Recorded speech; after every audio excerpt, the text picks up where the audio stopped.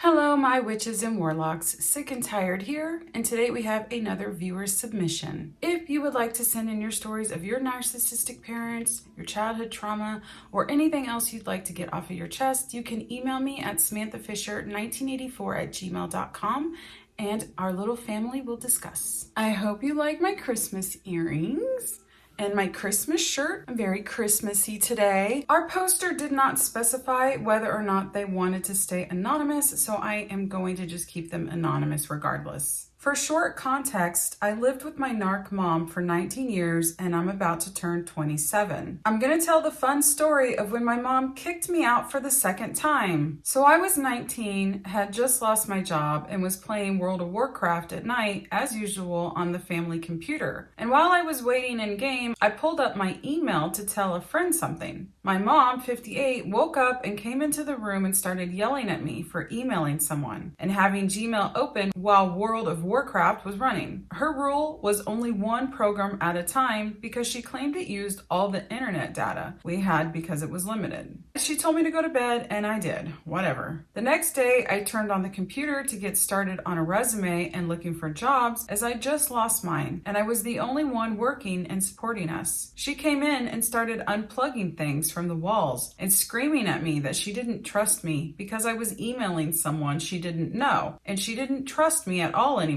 and to get out of the house. I also wasn't allowed to call for someone to come get me. What the heck just happened? I would think that she'd be happy that you were looking for a job. Mind you, at this point, I had been paying all the bills for 2 years now, and she claimed it was all her property and I was no longer living here. She threatened to call the police on me, and did, but nothing came of it. And the last thing she said to me before I left was, "You just lied at the mental hospital so you can keep ruining my life." when I didn't allow the doctor to prescribe me medications that my mom, not a doctor, insisted I take. Did the doctor want you to be on those meds? Or was he like, no, you don't need to be on them, and your mom is just telling you? Wow, mom's pretty ballsy. Because I didn't have a phone and was homeless, I asked some neighbors to help. And when they took me in and took me to the library so I could use the computers to contact my friends for help, I found out I was locked out of all my social media accounts. It turns out she had installed a keylogger on the computer and had all the information I ever typed on the computer on it. Oh my gosh. Talk about overstepping boundaries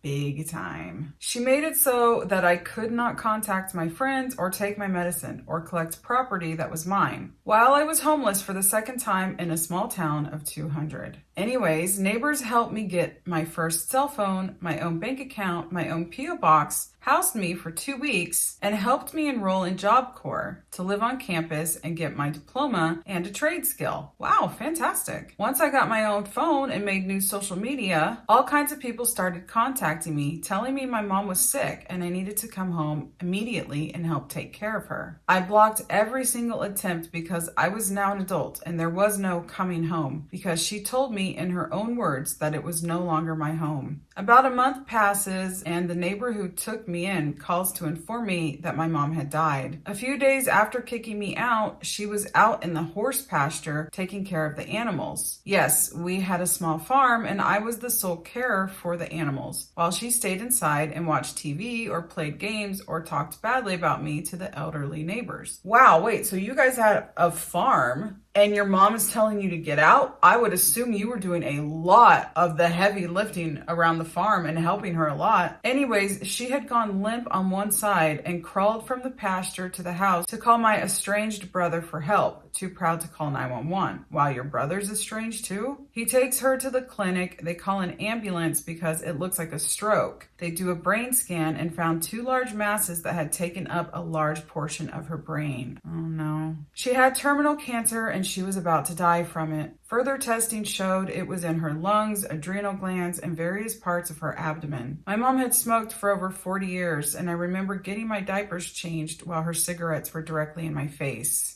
So she passes. Her lawyer contacts me to inform me that I have been left out of the will and I had no property to collect. I'm sorry, that's a heavy blow. My brother did not congratulate me when I graduated, got married, got my first real adult job, none of it. And he got everything after being estranged for years. What? And it's all because I would not come back to her after she kicked me out and cut all communication I could have for help after years of telling me how after I was 18 I wasn't her problem, how she wanted to abort me, how I should kill myself. 19 full years of physical, mental, financial, verbal, and abuse. 19 full years of educational, emotional, nutritional, and social neglect. 19 years of pure dread and fear of my own mother, and finally it was over. This is a really powerful paragraph right here that you just put. Years of physical, mental, financial, verbal, and sexual abuse. Years of educational, emotional, nutritional, and social neglect, and years of dread and fear of your own mother. Our parents are supposed to protect us. You should want to protect your children more than you want to protect yourself. And just to see it laid out like this, just in black and white, is that what they say in newspaper and print in black and white? They're just words, right? And they're so little. And this paragraph is so small, but the weight that it carries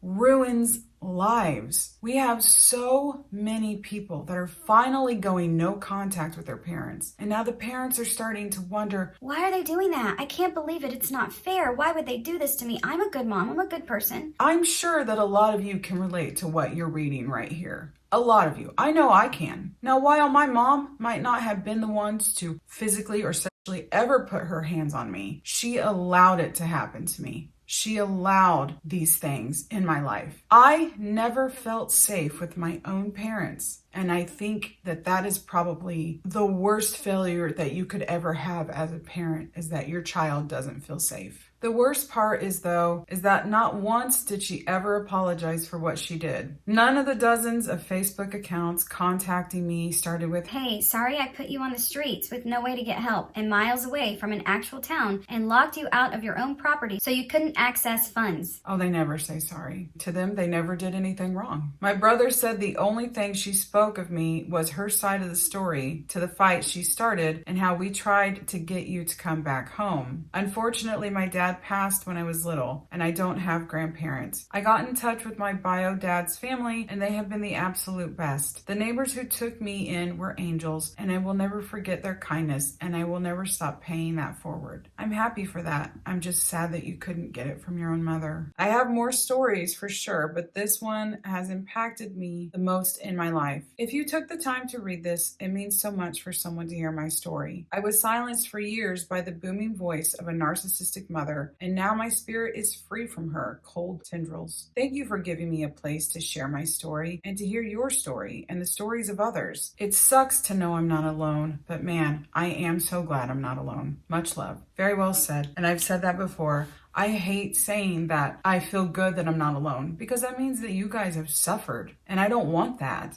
But it is just what it is, right? And it's nice that we have each other at least. Okay, so we have time for one more post. Hello, Samantha. Hello. I want to start off by saying thank you for making a safe place to share hardships. I have documents of most of what is the messy of my early life. I'll upload photos and you can post them if you like. I'm not sure you'll read this, but I wanted to rant for a little bit. I was raised by my drug-using mother who falsely accused my father of molesting me at the age of 3. This was done one day before he was taking her to court to file for custody of me because he had evidence of her using crack or some type of drug. From that point forward, I was dragged from place to place up until the age of 13 when she was arrested for possessing and selling marijuana. Those 10 years of my life are hard to recall, but I do remember crossing into Mexico and crossing drugs over a few times. I remember wanting to tell the border agent that we had drugs, but the fear of being brushed off as just a kid and ignored by them, then having her beat on me in a drug-induced rage always prevented me from speaking up. It was common for her to abuse me physically and verbally. I mean, you're a kid. They're the adults. It's not your responsibility. They should know better. She would call me her dirty little pig, yikes, and go off on crazy rants about killing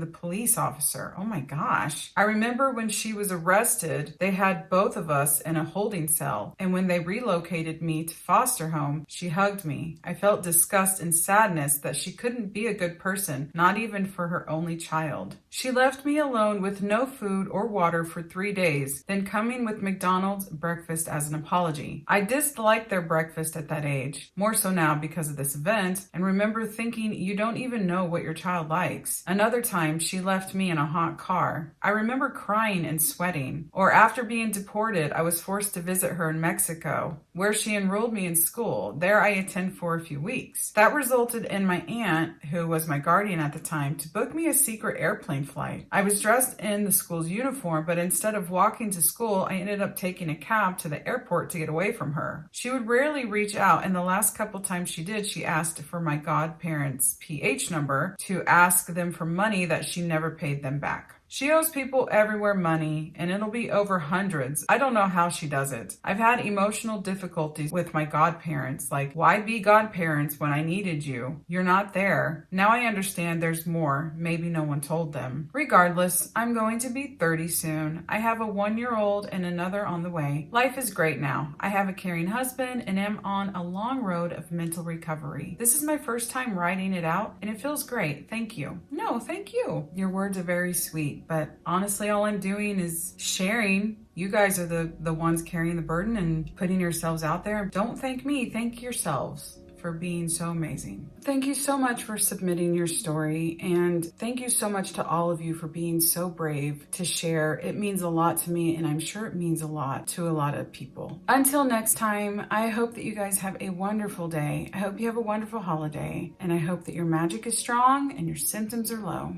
Love you guys. Bye.